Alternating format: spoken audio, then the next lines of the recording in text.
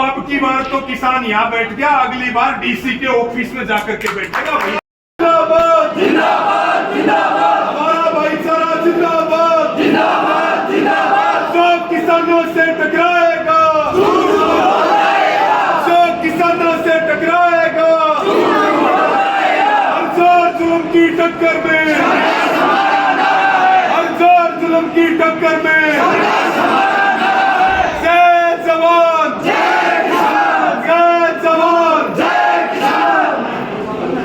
अध्यक्ष जी और यहाँ उपस्थित हमारे पिता तुल्य बुजुर्गों, किसान बिरादरी के सरदारों, नौजवान साथियों, मेरी माताएं बहनें और सभी मीडिया के बंधुओं, आज 11 दिसंबर को ये ज्ञापन के कार्यक्रम पूरे देश में है, क्योंकि संयुक्त किसान मोर्चा की कॉल है।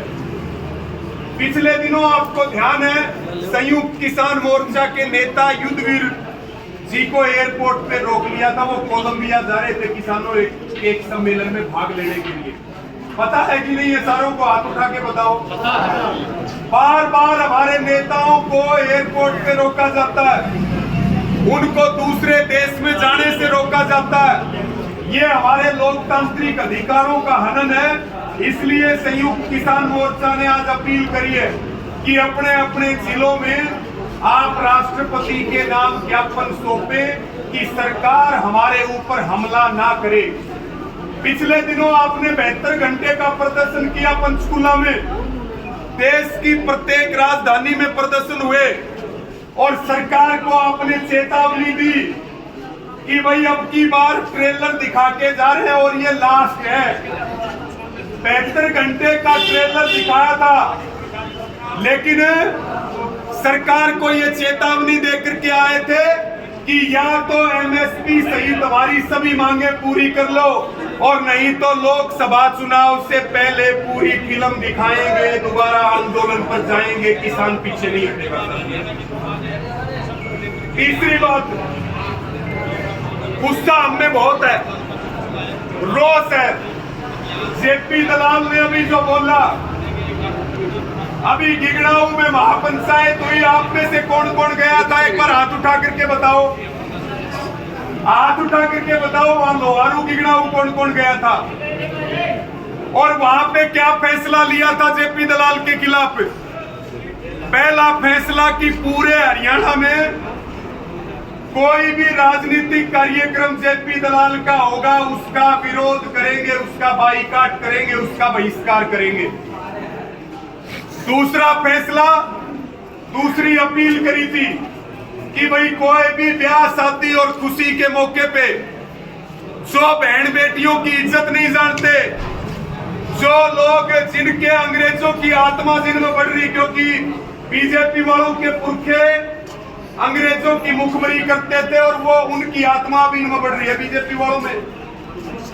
ये कह रहे हैं कि किसानों की बहुएं और बेटियां भागी हुई हैं और हम ये कह रहे हैं कि भाई जेपी दलाल का और बीजेपी वालों का हम जिक्र करने लगे तो पूरी दुनिया में उनको मुंह छिपाने के लिए जगह नहीं मिलेगी, लेकिन बहन बेटियां सबकी बराबर होती है। तो दो फैसले तो ये हुए, पहला बाइकाट करेंगे, दूसरा अपील करी भाई इसने मत बुलाओ, और तीसरा देला जुर्माना समझो हो नहीं समझो सारे इससे गुंडा कोई सामाजिक दंड हो गए। और हमारी मांग क्या थी भाई? जेपी दलाल माफी मांग ले सार्वजनिक रूप से, लेकिन उसने माफी नहीं मांगी, उसने अपनी कब्र खोदी है बहन बेटियों पे हमला करके। और ये हमें संकल्प लेना चाहिए कि इसी कब्र में जेपी दलाल को इस चुनाव में 1000 फुट का खड्डा खोद के जिंदा दफन करेंगे, तब आत्मा को शांति मिलेगी। राजनीतिक हत्या होगी जेपी दलाल की। ये लोग समाज में बैठने लायक नहीं है। आज तक तेला जुर्माने बड्डा नहीं हो, कोई सामाजिक दंड को नहीं हो। आदमी चुल्लू भर पानी डूब की मर जाए तो भी इज्जत वापिस नहीं आवा, लेकिन खापों ने संयुक्त किसान मोर्चा ने लगाया। अब यहाँ जब आ रहे थे आज, बताओ भाई हम शांति से रहने वाले लोग हैं या अशांति फैलाने वाले लोग हैं? अशांति कौन फैलाता है? सरकार और प्रशासन और शांति कौन करता है? किसान। हम हमेशा जब भी हिसार आते हैं, धरना कहाँ देते हैं? इस गेट के आगे देते हैं कि नहीं देते? आज कितने फुट आगे बैरिकेटिंग कर रखी थी? बताओ कितने फुट आगे? 20 फुट आगे कर रखी थी कि नहीं कर रखी थी? यहाँ के प्रशासन को भी हमारा ये कहना है कि सरकार की दलाली ना करे। प्रशासन जनता का सेवक बन के काम करे। सरकारें बदलती रहती हैं। आज इस पार्टी की सरकार है, कल दूसरी पार्टी की सरकार आएगी। आप सरकार के वहम में ना रहे। किसान गेट पर बैठता था, आज पहली बार 20 फुट आगे बैरिकेटिंग करी है। हमने शांति प्रिय तरीके से बैरिकेटिंग हटाई है। हालांकि ये तो माहौल बिगाड़ना चाह रहे थे कि नहीं बिगाड़ना चाह रहे थे? चाह रहे थे कि नहीं चाह रहे थे? और आज भी डंके की चोट पे कह रहे हैं हम कोई करोड़ों लोग लेके लड़ाई नहीं लड़ते, ना कोई लाखों लोग लेकर के लड़ाई लड़ते हैं। मैं धूप में बैठ के परेशान हो लिए। अब की बार रास्ता रोका तो अब आगे से धरने एसी कमरों में चलेंगे, एसी कमरों में पीछे नहीं हटेंगे, बता देते हो। अनुशासन, लॉ एंड ऑर्डर की जिम्मेवारी है प्रशासन की, लेकिन हरियाणा में ये नहीं पता कि प्रशासन कौन चला रहा है, सरकार कौन चला रहा है। हरियाणा में सरकार नहीं चल रही, सर्कस चल रहा है। क्योंकि 5 स्टेट के चुनाव कितने स्टेट में जीते हैं, लेकिन मुझे लग रहा राजस्थान में खेलना पक्का होगा। ये बात दिख रही है। हो गया राजस्थान में पक्का इलाज होगा इनका। इसके साथ में एक बात और बताओ मुझे, हर आदमी इनके खिलाफ झंडा उठा के खड़ा है। हर रैलियों में इनकी कुर्सियां खाली रहती हैं और उसके बाद भी चुनाव यही जीतते हैं। ये कौन सा फार्मूला है भाई चुनाव जीतने का? हर आदमी नाटक है, बीजेपी को वोट नहीं देंगे, बीजेपी को वोट नहीं देंगे। हमें ऐसा लग रहा है कि बीजेपी को हराना है तो ईवीएम की छाती पे चढ़ाई करनी पड़ेगी। ये पक्की बात है, नहीं हारेंगे नहीं। जिस हिसाब से ये जीत रहे फिर तो ये 100 साल हारने वाले नहीं है।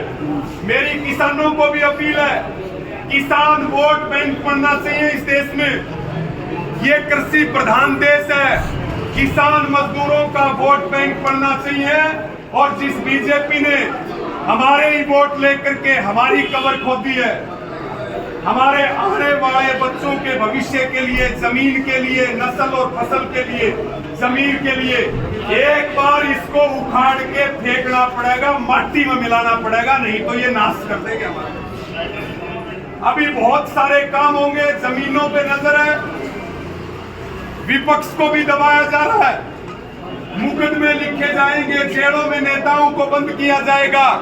आपको पता है उद्योगपतियों का कितना कर्जा माफ कर दिया इस सरकार ने? 25 लाख करोड़ रुपए माफ कर दिए। किसान के 25 पैसे भी माफ किए क्या? और यही कहते थे कि बहनों और भाइयों, पहली बार में पहला ही काम किसानों की कर्ज मुक्ति का करूंगा। तो आपने ध्यान देना अपने आंदोलन पे, अपने ट्रैक्टर को तैयार रखो। जब भी आवाज आएगी, अब की बार चढ़ाई सीधी दिल्ली की छाती पर होगी, उससे पीछे नहीं हटेंगे। हमारा टैंक तैयार है।